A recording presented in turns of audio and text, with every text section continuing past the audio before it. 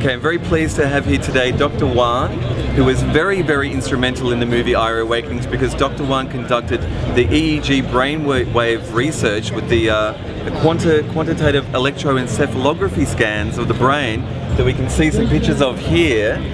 And Dr. Wan, what people always ask me is when they've seen the movie Eye Awakenings and they've seen the very intense 5-MeO DMT sequence where we capture the outside body and you've got the brainwave activity, what were the results of that experiment? They are here. And this is you. So what this is showing is a frequency analysis of his raw EEG. It's equivalent to passing white light through a prism and separating it into all its component colors. So when you're recording a surface EEG from the scalp, this is analogous to recording a symphony orchestra with, say, 20 microphones hanging over the top, right? So you pick up all the sound. You pick up, the timpani section, the string section, and the horn section, right? The piano solo, the works. And then this allows you to decompose all of that into discrete frequencies. They call it spectra. So you have a nice alpha peak right in the normal range, very high amplitude, beautiful. And then when you're on the 5-MeO, it shifted and it slowed down, and it went down to about 8 hertz. And you also had an increase in higher frequencies. See how flat this is? Some of this is contaminated with muscle activity because it was pretty expressive. But this shift, to me, is very interesting because it moved you out of one brain state and parked you into another brain state. Now, in your case, we weren't able to get a recovery post because of what happened, but I have seen recovery. And here's a nice example. Baseline, mimosa causing changes and shifts, appearance of a new peak in beta, and then it begins to look like the baseline out at about 15 minutes post. So this is a reversible EEG change. Here's somebody that took a long time to come back. This is his baseline. His mimosa put him in a very high alpha state, so there's differences between individuals. The scale here is 140, the scale here is 20. Okay, so his alpha volume went way up and stayed there. And then only at about 20 minutes it started to come down again. So the scale here is 30, close to 20. Here it's 140, here it's 140. All right? But he stayed in a hypercoherent alpha state. You see? What's the idea with the coherence with alpha state? Coherence is a measure of correlated activity at two locations. So it's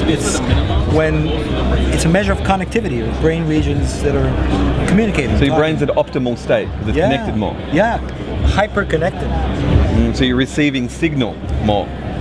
Well, it's just all these different regions of the brain that are processing different information are now sharing it. Amazing, right? Okay, yeah. So you're getting a very kind of a global brain activation picture. Did you hear the talk on the ayahuasca fMRI? Oh my God. They have now cracked the ayahuasca brain science. It's a very sophisticated study done in Brazil, where they got Santo Daime volunteers. They put them in an fMRI, which is a very confining space and everything. But they designed an experiment to look at visual imagery, first real and then imagined, and then during ayahuasca, and they got some very interesting correlations. And then perhaps the most interesting is that it affects the default mode network. That's something that I can do with this data. I can reanalyze all this and generate what are called Loretta maps that will indicate which specific area, they're called Brodmann areas, is active, and correlate that to an fMRI. That software now exists. You can do the EEG and overlap it with the fMRI So map. with this We get data, registration, co-registration it's called. what is it telling us that we can take from the data? What are we learning about the brain states and what these substances are triggering within the brain activity? Yeah, I mean, the EEG is very high time resolution, so it's really the electrical humming activity of the brain moment to moment to moment. What is remarkable is that the changes match very nicely the time course of the subjective experience, so that when the person is coming out of the effect, returning to room consciousness, the EEG is also showing a return to the baseline parameters. So it must be acting on the receptors. By the way, I just learned this morning talking to Fontanilla, who's just down the street here, who's one of the authors of a very important study, all right, that looked at the pharmacology of DMT and how it binds to the sigma-1 receptors. And so my belief from what I've read is that 5-MeO and NN-DMT bind to the 5-HT2A subtype serotonin receptor. And that's established science, and I have references to back that up and all that here. But then this novel sigma-1 receptor emerged, and it looks like it preferentially goes to that site. Right. Now, what he just told me is that there's a whole family of sigma receptors and other receptors that, like histamine receptors, that DMT binds to. Right. So any kind of simplistic model of its action at the molecular level is going to really have to be tweaked now and refined. But this is a study, pretty recent study, where they show the effects at 2 different concentrations. And at a high DMT concentration, it causes a translocation of these receptors that are associated with the mitochondrial endoplasmic reticular membrane, and they close ion channels. So wow. it's blocking ion channels, okay? And what's an ion channel?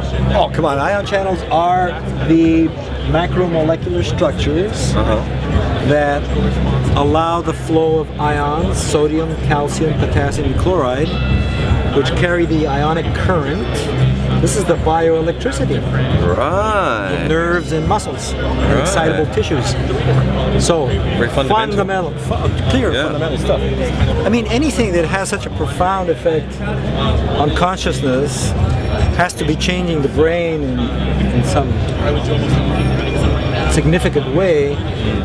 This tracks the changes in electrical activity and connectivity. fMRI tracks changes in blood flow, right? You know, it's called regional cerebral blood flow. So the areas of the brain that are more active need more energy, glucose and oxygen, to sustain that activity. So a map is emerging of the ayahuasca brain alterations now.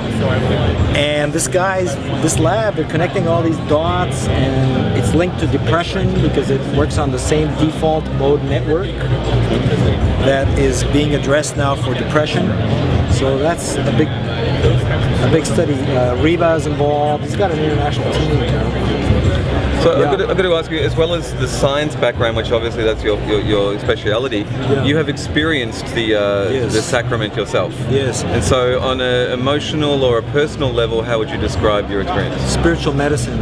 I've been blessed with numerous extraordinary experiences with the medicine.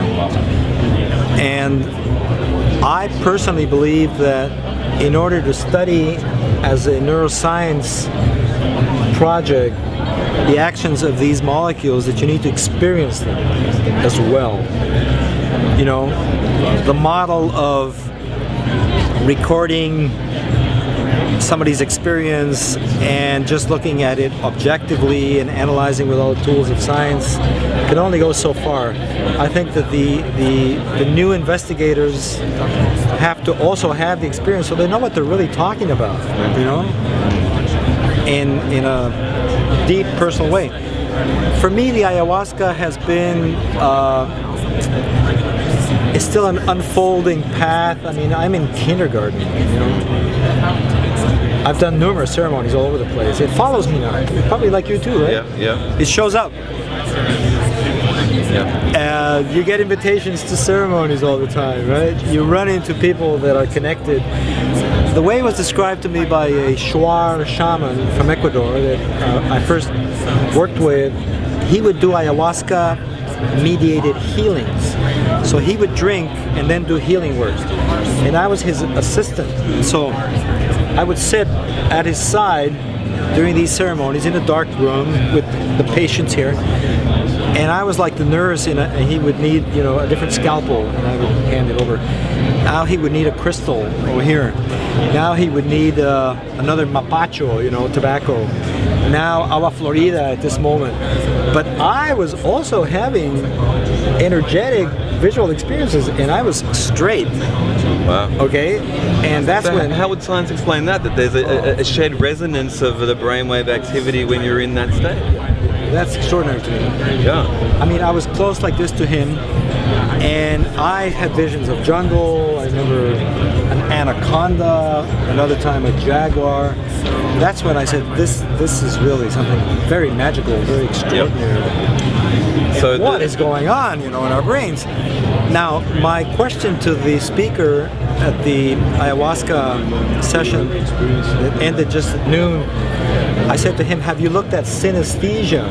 You know what that is, right? Yeah, yeah, yeah. The crossover of the senses. Yeah. And his answer was, that's our next project because it's a fascinating topic, right? Sound and light and vibration and the modalities, the modulations of that vibration happen.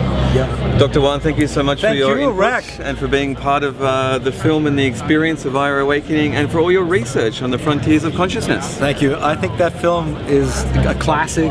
It's going to be in the top 3. Right now I vote as number 1 of the ayahuasca films I've seen, and I've seen plenty of them. It's poetic, and your language is eloquent, and it's intimate, beautiful. Thank you so much, Dr. Wan. My hat to Pleasure. you. Thank you.